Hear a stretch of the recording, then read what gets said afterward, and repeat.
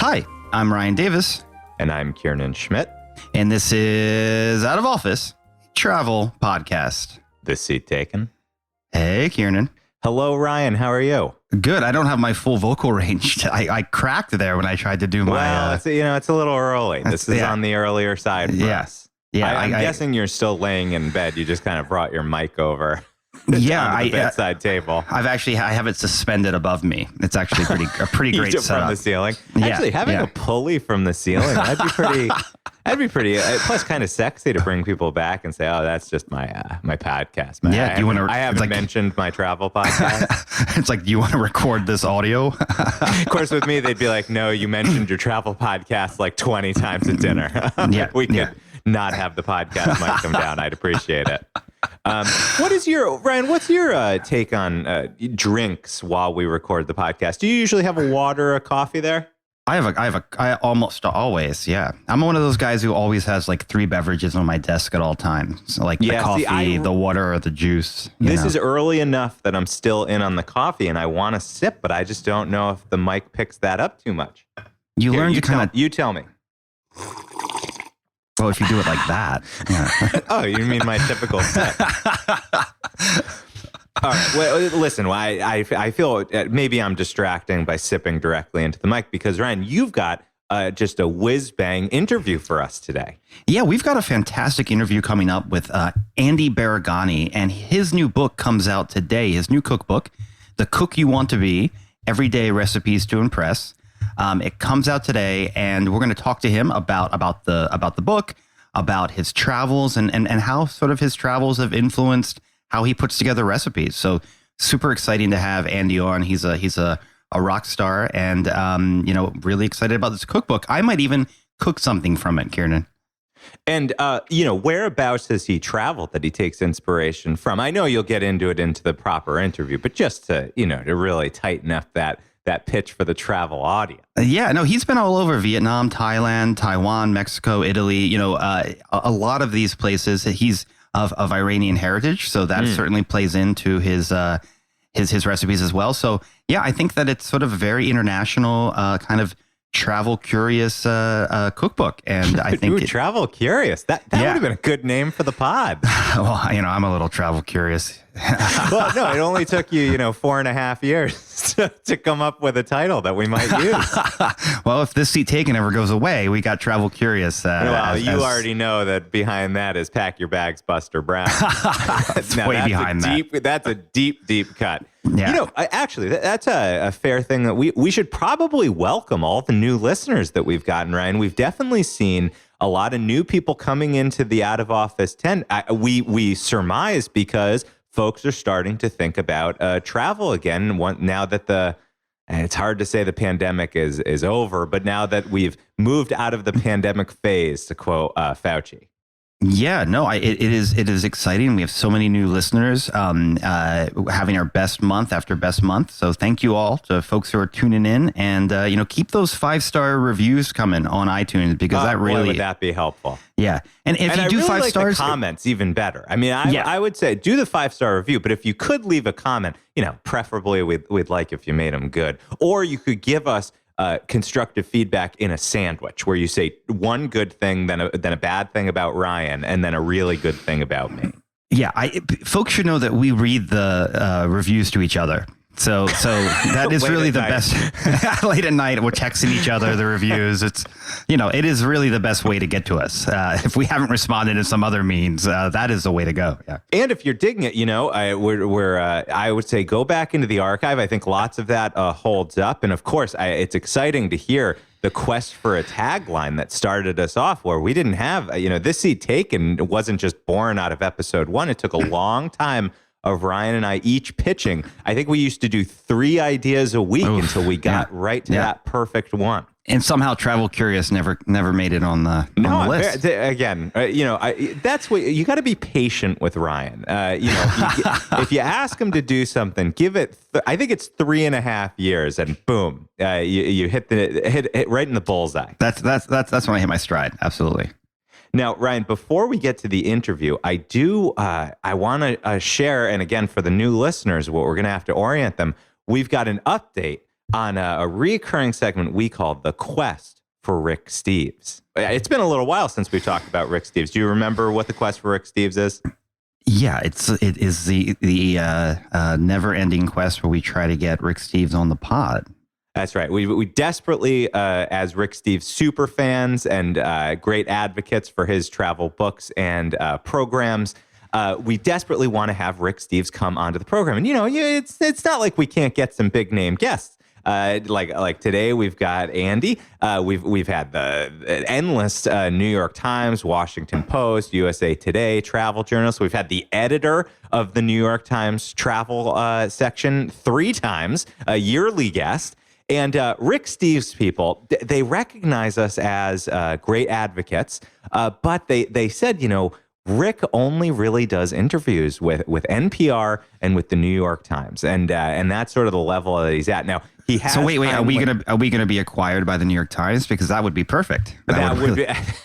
Yeah. We're working on that. We're working on that.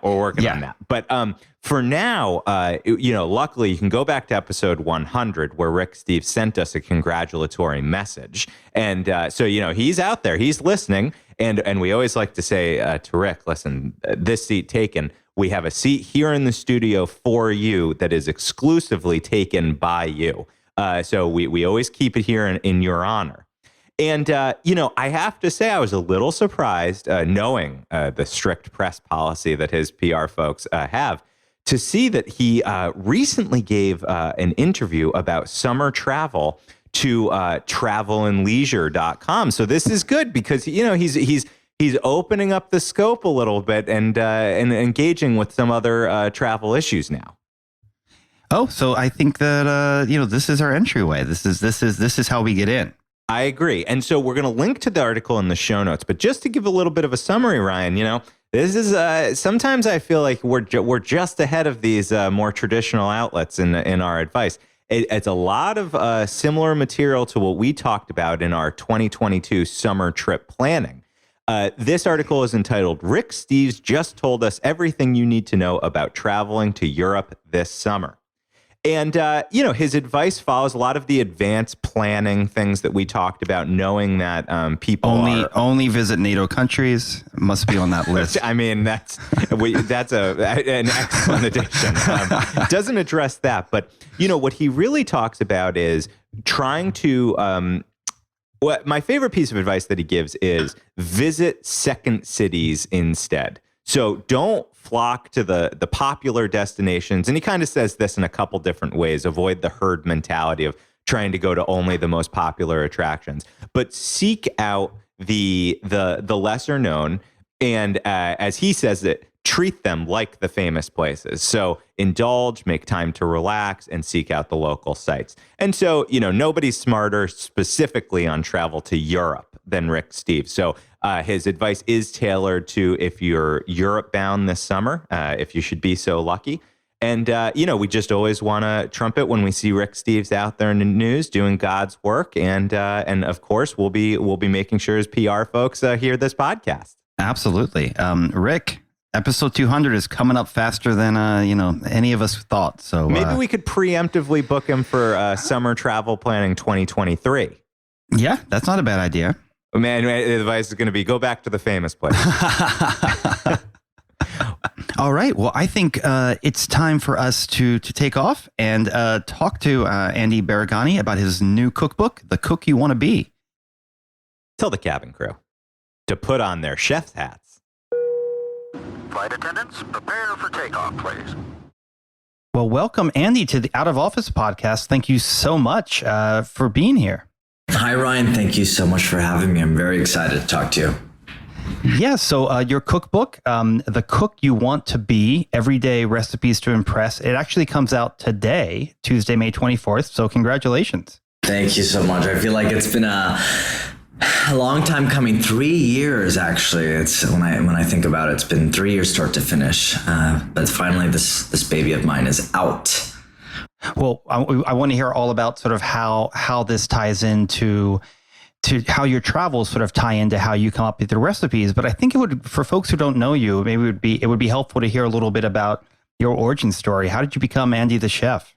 Yes. So I'm from California originally, from the Bay Area, grew up there, born and raised, the son of Iranian immigrants. My parents came from Iran in the late 70s. And I grew up really with like a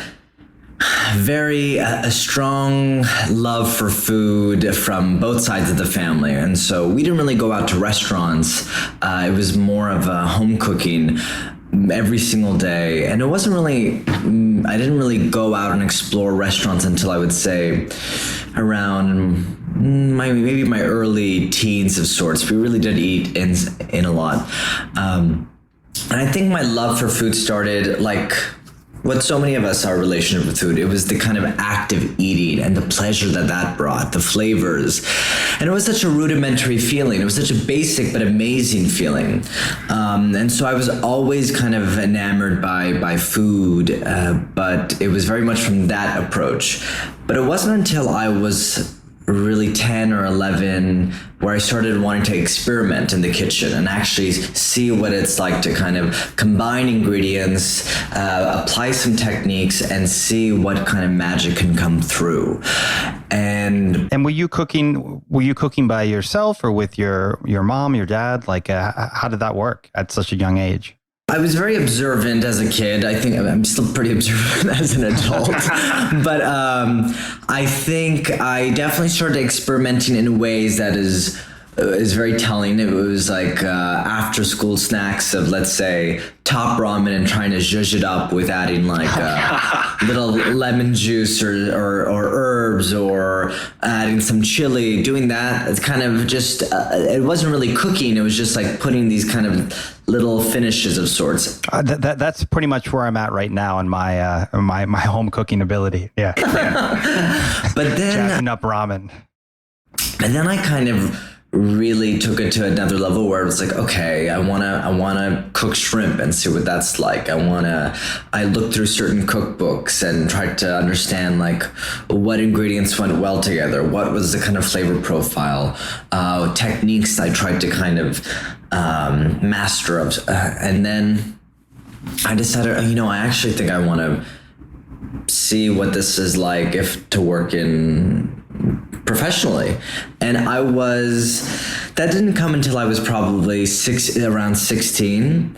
And I decided I really wanted to work at a restaurant and get that experience. And I had heard of a restaurant from my family that was very close to where I grew up, called Chez Panisse. And Chez Panisse is a restaurant that has been in Berkeley, California for over 45 years, and it's an institution really in California. And it started California cuisine and the idea of what we take for granted so much now as farm to table kind of cooking, where the restaurant uses local ingredients. And so I heard about this restaurant, and so I went there to see if I could somehow work there, to get an apprenticeship, to get an internship. I was a gutsy teenager. I still am a gutsy adult, but again, I feel like everything that I had as a teenager has like tamed and leveled out a little bit as an adult. I hear you there, yeah. I think a lot of people could relate to that, I think. But it very much started, somehow I was given an apprenticeship. I don't know how I convinced them. And that was my first kind of taste working in a professional kitchen. And I really worked my way up at the restaurant, but then also continued to work in restaurants around the country. Never went to culinary school, and really received a kind of education that way. And I went to college in New York. I went to NYU. And then I eventually made the kind of pivot to stop working at restaurants and started working in food media, and really kind of pursued food writing and developing recipes for the home cook. And that has led me to eventually land a book deal and write this book. So you moved to New York pretty young, similar to me. I was 18 when I moved to New York, but I was reading that you made a specific promise to yourself that is travel related at 19. Can you talk a bit about that? Yes, I came to New York at 19, and I'm so thankful I made this promise. And I don't know where I said it or where I wrote it, but I said that I love this city. I said it to myself. I actually remember the idea of it kind of came to me on my birthday. I tend to spend my birthdays by myself. It's a little bit tricky now now that I'm partnered up, but I look at my birthday as a kind of a check-in, as like a year of self-reflection. And I said, all right, this is the city I've been wanting to be in my majority of my life. Ever since I was 12, I wanted to live in New York. And now that I'm here, I want to stay here. I can see myself being here for the long run, like the real long run. But if I'm going to do that, I have to be gentle to myself, and I need breaks, and I don't want to be confined to the city. While this is going to be home base, I want to be able to explore and evolve. And so I made a promise to myself to try to go to a new country every single year. And I have to say, I've kept that promise somehow. I think there was a little bit of a bump during peak COVID, but otherwise I've been pretty consistent.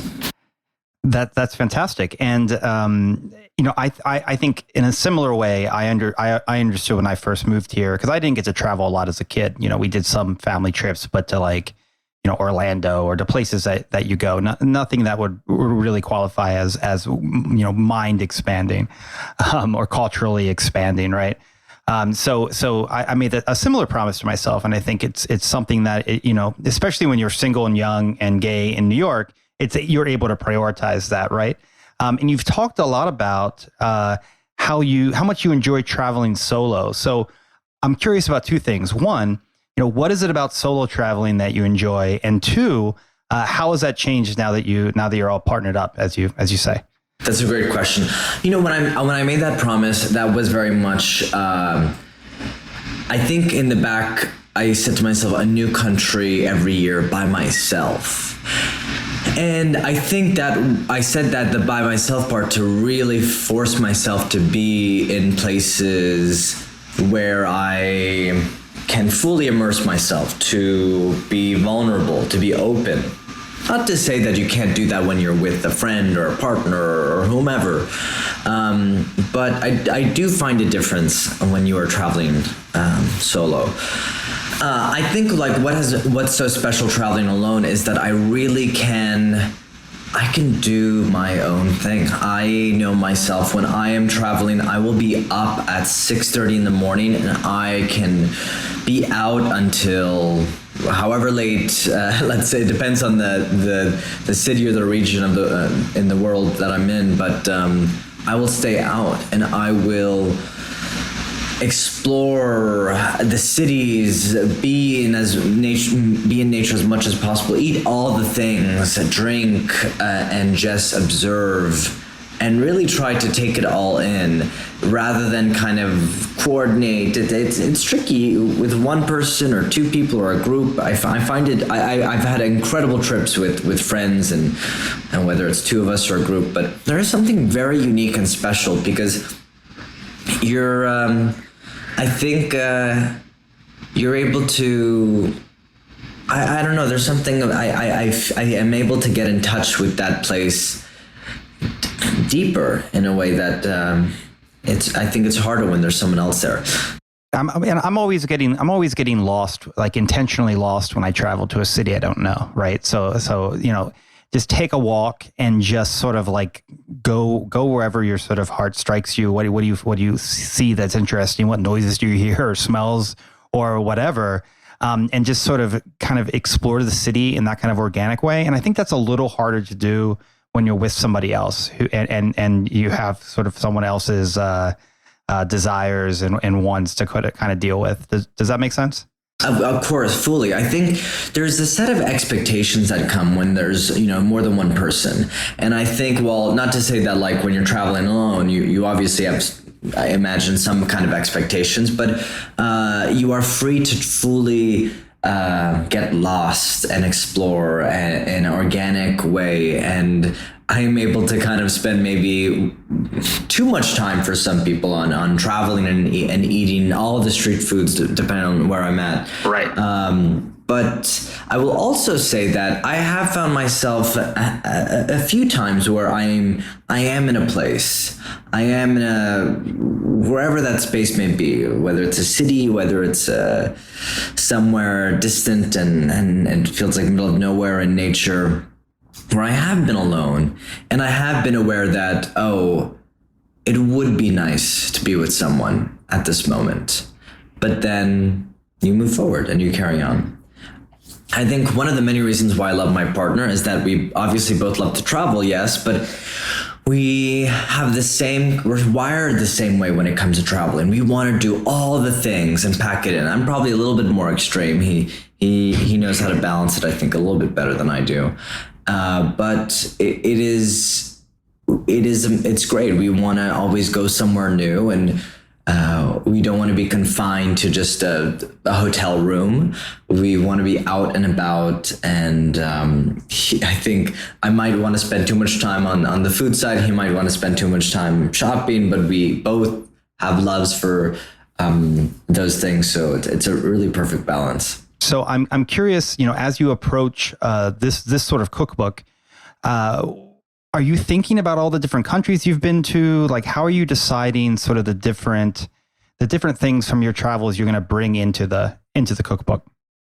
I think I look at the book as really a compilation of the lessons that I've learned throughout my life, very much obviously in the kitchen, but also out of the kitchen. And I think my Persian upbringing plays a big role, but also my time in restaurants and working in food media. But I think one big part is obviously travel. I think travel has allowed me and given me a kind of education on certain pairings with ingredients and the way dishes are put together, and a fondness for certain cuisines that maybe I wasn't aware of as before.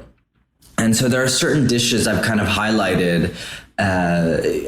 One thing I should back up and say that what was very important for me with this book is that I wanted to make sure that obviously with each recipe, I wanted it to be highly cookable and for people to love it, and hopefully they incorporate it in their repertoire so that they cook it, on a daily, weekly, however much basis. But I also wanted them to kind of have there be a lesson in there. And whether that is about an ingredient or a technique or some cultural context about a dish, I felt that was very important for the home cook, the reader, to go that one step further with a recipe when they cook that dish. And so there is a dish, for example, called cha cha lavang, a Vietnamese dish made with varied white fish and turmeric and dill. And I thought this was so unique, and it's paired with rice noodles and nak cham, the sauce with fish sauce, lime juice, and chilies and sugar, commonly served with many Vietnamese dishes.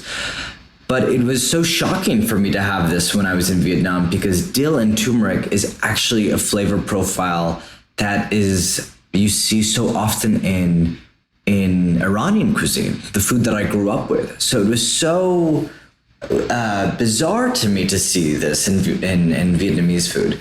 And I loved it so much, and I kind of tried to preserve that original dish that I had and incorporate it in the book. But even just seeing certain, whether it's a whole dish or a part of a dish like morromesco that I've had in Spain, in the Catalan region, and variations where it's very coarse or very fine and very spicy or more on the sweet side. These kind of flavors I tried to kind of bring in because I think it's very important.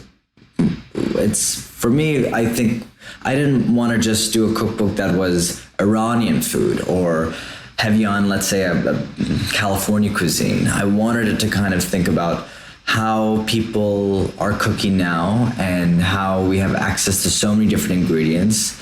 And I think that travel is really the best way to really open your mind to a whole new world. And food tends to be the first step in that. It's a very easy way to kind of open your world to a new culture. And what do you say to folks who maybe haven't tried cooking things sort of outside of what they grew up with or what they're used to? like, how do you take those first steps to, even be able to say, okay, I'm going to make this Iranian dish or this Vietnamese dish, even though I've never cooked anything like that before?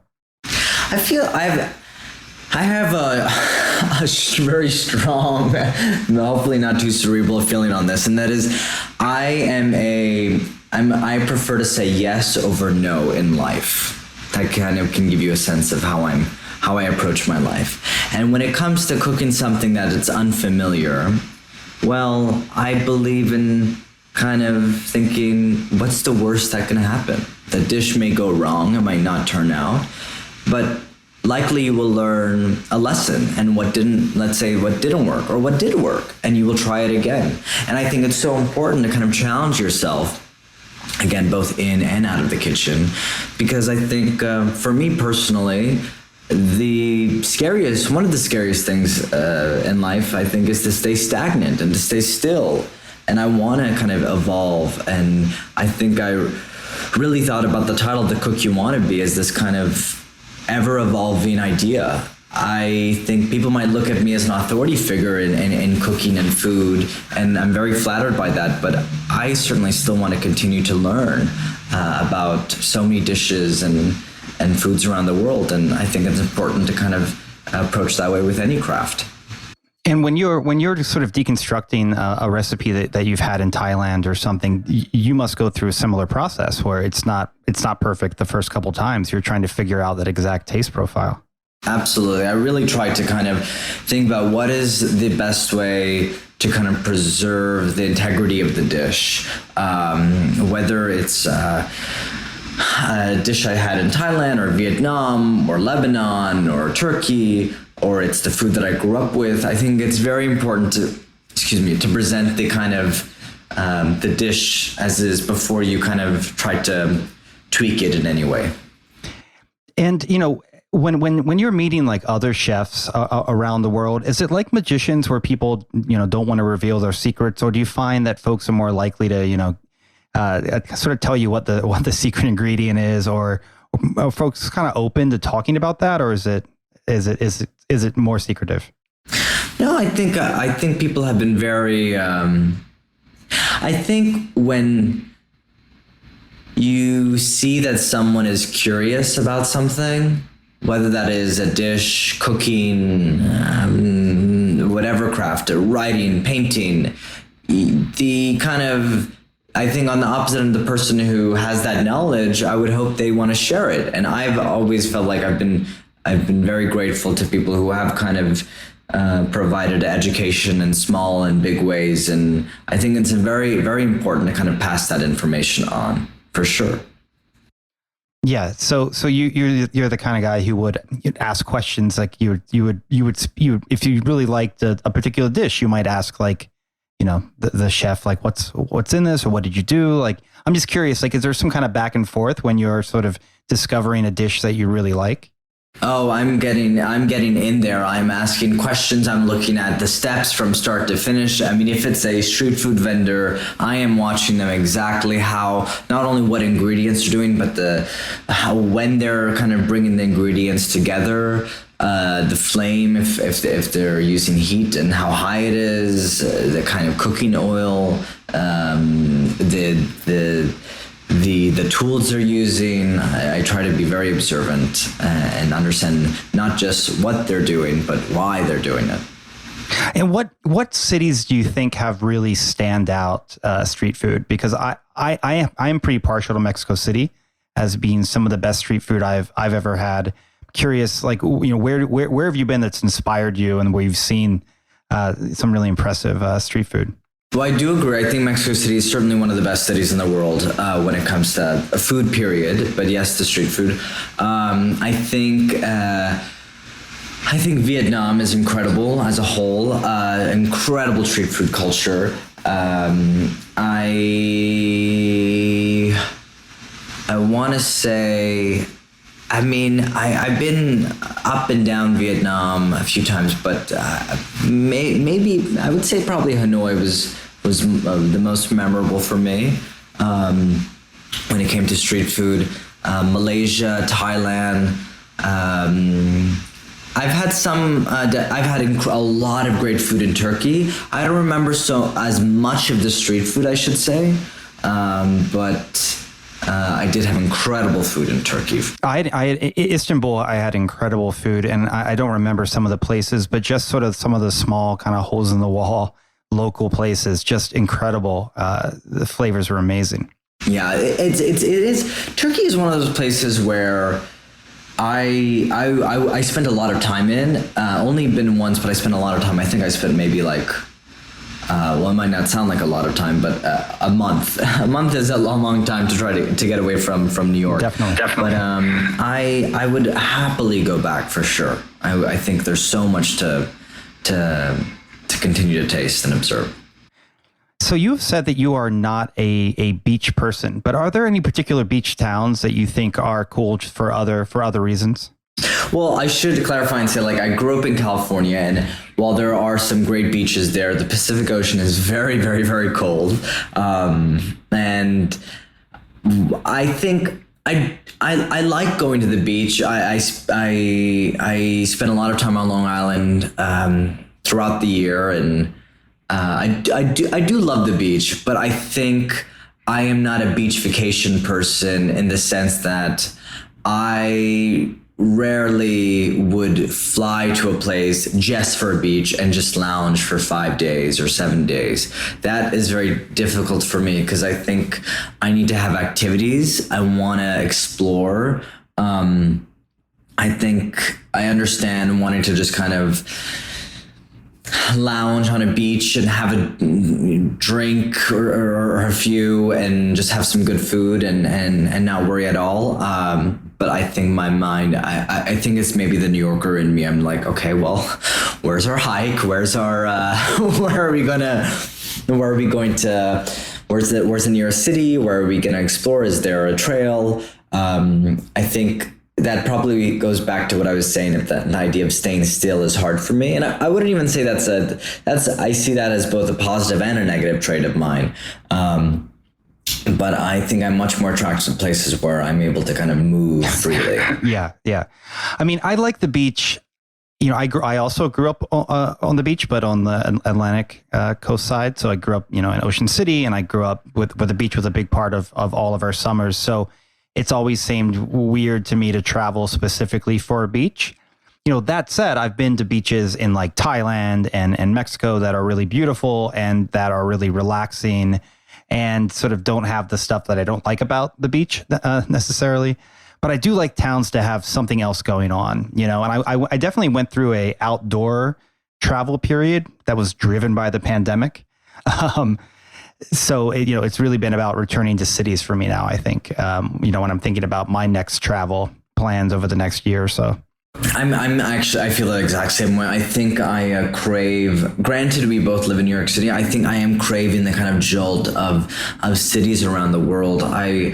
The last place I traveled to was Paris a couple of months ago, and it felt so good to be there. I haven't had that feeling in years, and I do have a long relationship with that city, just from family working there, and just spent a lot of time in Paris and around France. But I do feel like I will continue to probably go to cities this following year.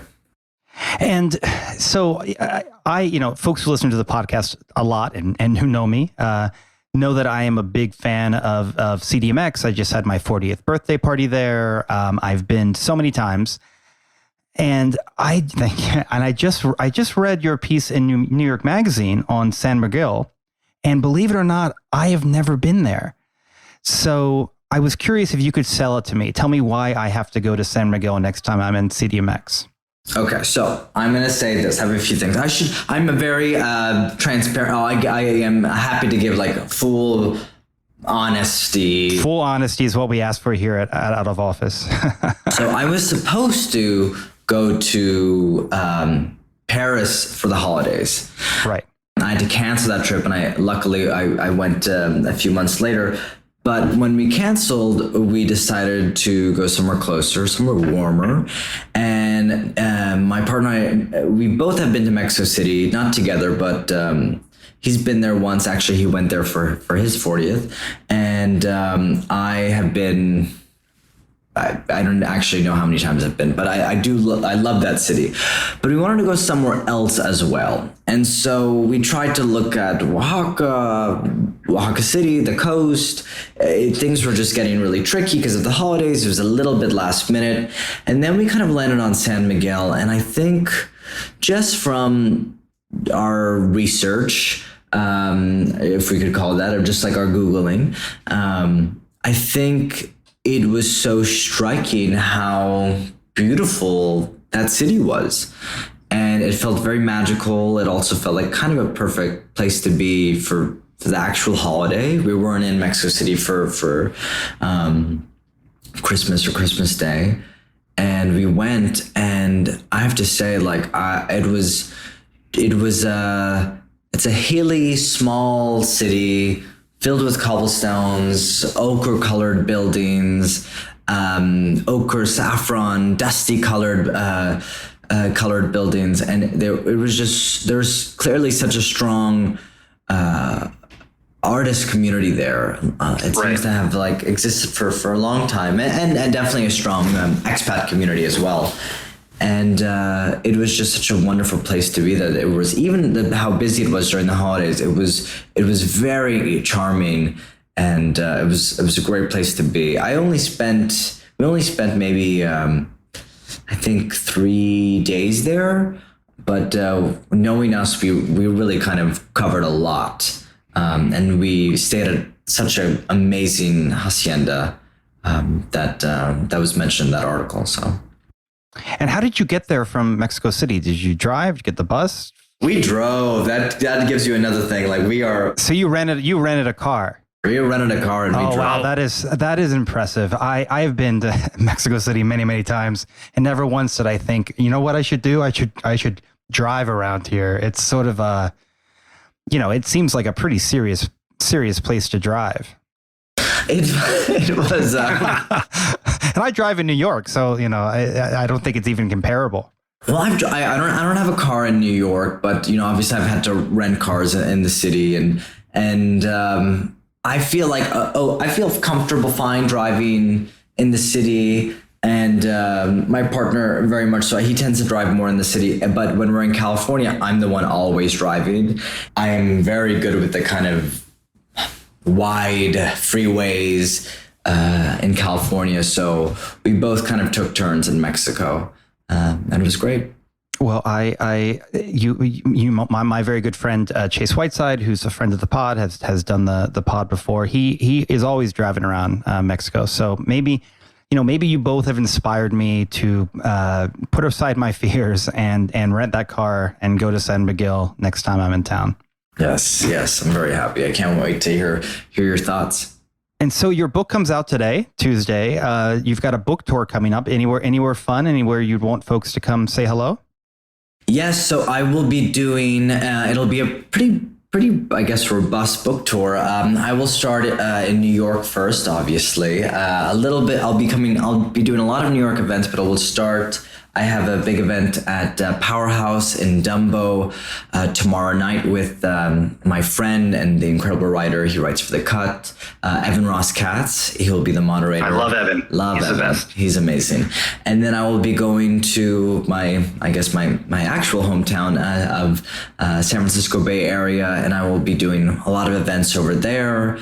If you're over there, I'm doing a signing at Chez Panisse, the first restaurant that I worked at, and they'll be putting on a menu both at the cafe and the restaurant that's inspired by the book. That's awesome. You can also, if you go on my social, to see all the dates and all the information and details. But I think San Francisco Bay Area, LA, Chicago, DC, Boston, upstate. I feel like I'm sure I'm missing a few cities, but there's a lot to come. Well, definitely. Look, so we're going to link to the book in the show notes, or we'll link to your socials in the show notes so people can keep up with you. And I always ask everyone, because this is a travel show, outside of your book tour, what's your next sort of vacation, fun trip you got coming up? Well, I think I had a sense of what I wanted my next vacation to be. I think the number one country that I've always wanted to go to, that I've never gone to, is Japan. And I don't know how, because I'm so obsessed with so many different aspects of the culture. But I'm realizing that after this book tour, I don't know if Japan is probably going to make the most sense, because I think I really want to. I will, after finishing the tour, it'll take a lot out of me to do all that kind of preparation and research, and I will want to spend a lot of time there. So I actually think it will probably be something a touch easier and somewhat familiar, maybe, and go to maybe Spain. I haven't been to the Costa Brava area of Spain, so it could be there. I might go to. Have you done San Sebastian? I have done San Sebastian. I love Basque Country. I've spent some time there. Or I was thinking Corsica. I haven't been to Corsica. I'm very tempted to go there and see what that's like. Or I don't know how. I've never been to Sicily, so I think Sicily also could be. I want to do like a natural wine pilgrim to Sicily and go to Kos and all that. It's so high on my list. Yeah, I think actually now I feel like that's like taking over. I think Sicily might be the next trip. Well, Andy, it was so much fun to get to chat with you. Congratulations again on the book. Folks, check out our show notes for all the links. And I think it's now time for the last stop. Ladies and gentlemen, this is the last stop on this train. Everyone, please leave the train. Oh, Ryan, a real humdinger. I think I called it a whiz bang before I heard the interview. And here I'm going to call it a humdinger of an interview. Yeah, it's a good interview. I mean, Andy is a fascinating guy, so I was so happy to have him on. Indeed. Thanks so much to Andy. But Ryan, I have to say, as our CDMX correspondent here, very surprised and disheartened that you have not been to San Miguel de Allende. You know, it has been on my list forever, and how Andy talks about it, and many other friends who've been. I got to get there this year. And we got to do an episode. So I'm going to make that happen, Kieran. I'm going to make you less disappointed in me, at least about this.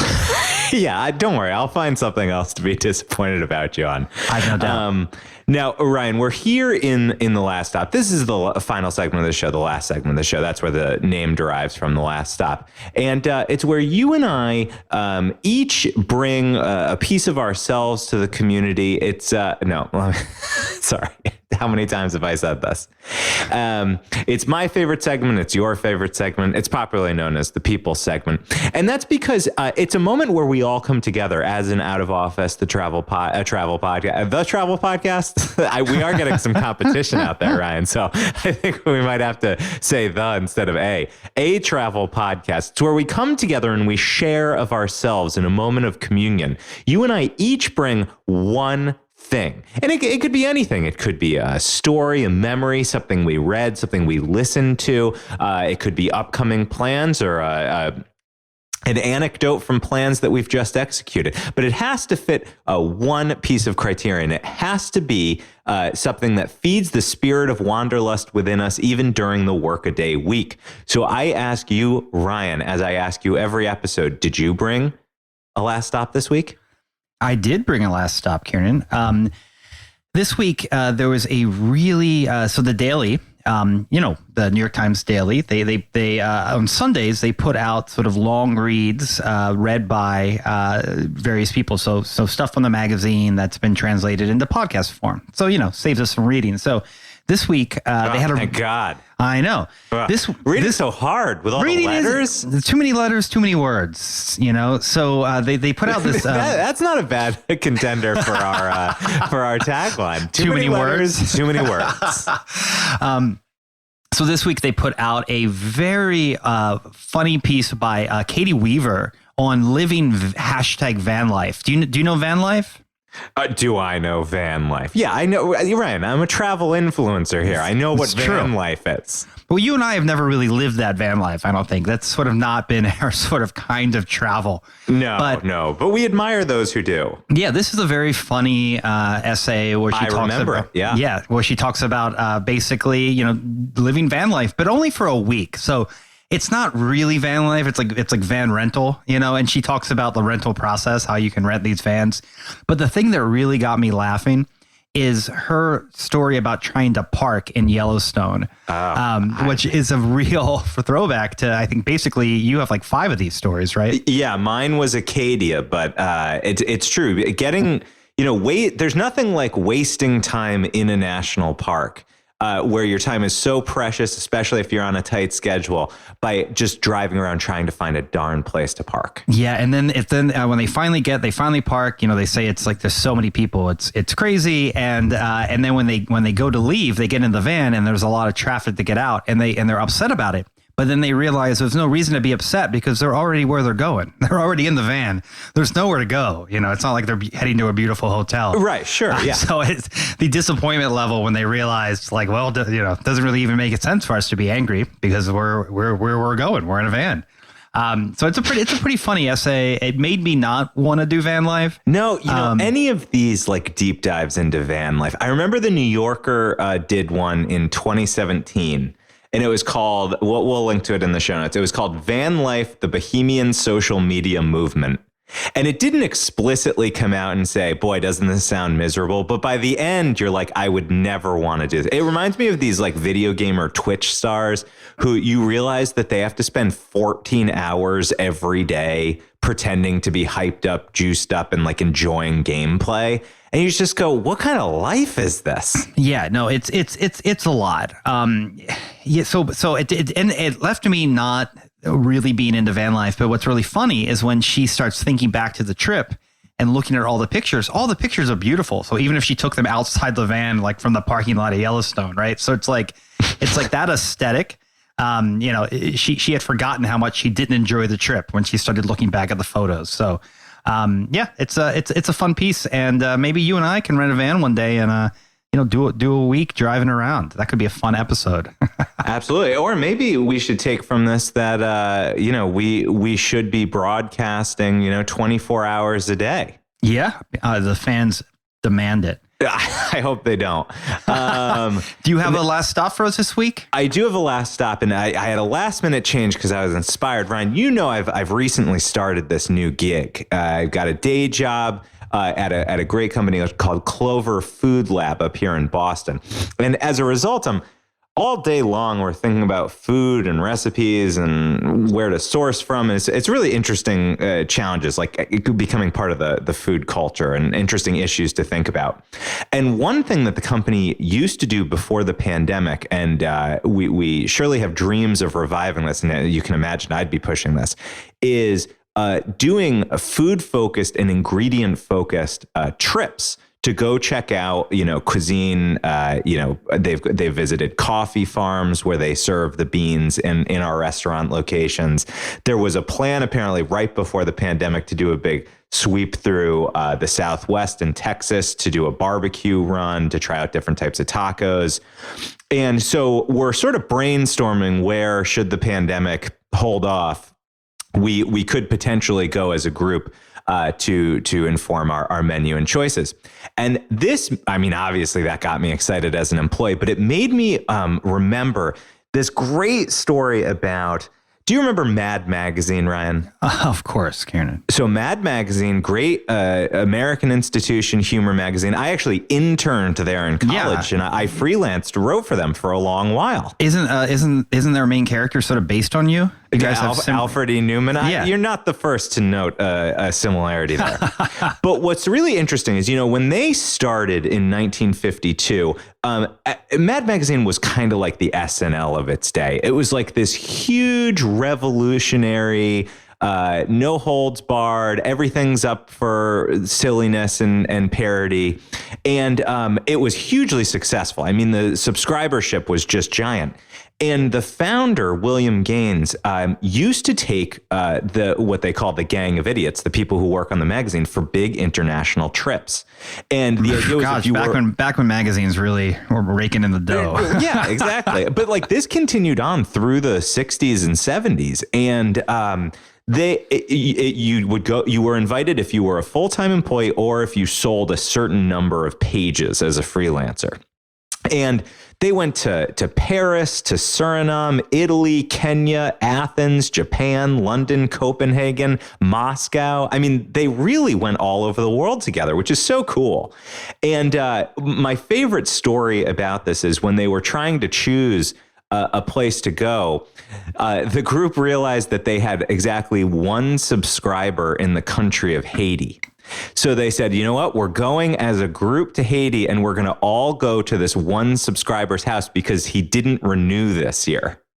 And so, 50 famous comedy writers from Mad Magazine rolled up to this one subscriber in Port-au-Prince and presented him with a renewal card and sold him, you got to stick with us. You're our one reader in Haiti. And I just thought that was such a Mad Magazine inspired trip. It really, it thrilled me. And I'm very excited. Obviously, I'll report back here if Clover does pull the trigger on a trip like this. One, hopefully I get to go. And two, hopefully I get some great travel tips out of it. Yeah, no, that sounds like a lot of fun. I'm sure it'll be just as zany as a Mad Magazine trip. And, within Clover, the big story is that they have a Pennell sandwich, and they went to Sicily as a group to track down the famous Pennell there. And were not impressed with the versions that they saw in Sicily and claim that our Clover seasonal offering is actually significantly better. Well, you are a sandwich guru, so I have to get your take on that. You're right. I'm returning to my roots as a sandwich influencer. God, I didn't even note that in my application. I should have. All right, Ryan. Well, listen, we didn't mention up top. Last episode, we promised that this episode would be your personal guide to the shoreline of Maryland. So surely that's going to be our next episode, right? Yeah, we're going to go to the Eastern Shore of Maryland, and I'm going to tell you a little bit about where I grew up and all the cool things to do on the Eastern Shore. So that'll be on the next episode. And obviously, we try to stick to when we've promised an episode coming up. But this interview was too good to hold on to, and it aligned with the book launch. We just had to get it out. So forgive us for misleading last time. Hopefully, if you came to listen to the guide to Eastern Shore of Maryland, you realize this far into the episode that we're not going to get to that topic here today. No, not today. Not today. But folks should go out and buy the cookbook, The Cook I Want to Be. It's out today. Link in the show notes. Buy from an indie bookstore is what Andy says. So try to do that. All right. And of course, we'll load the links in the show description so you can get those and we can get some credit for sending you. Most definitely. And until then, I'm Ryan Davis. And I'm Kiernan Schmidt. And this is Out of Office, a travel podcast. This seat taken. Ryan, maybe we should take an out of office staff trip. I'm down. Let's rent that van. We could go visit Archie. We could. Oh, Our editor in Australia. That would be quite a trip. Indeed. I don't know if you can get that time off. Archie, get the pull-out couch ready. We just need one.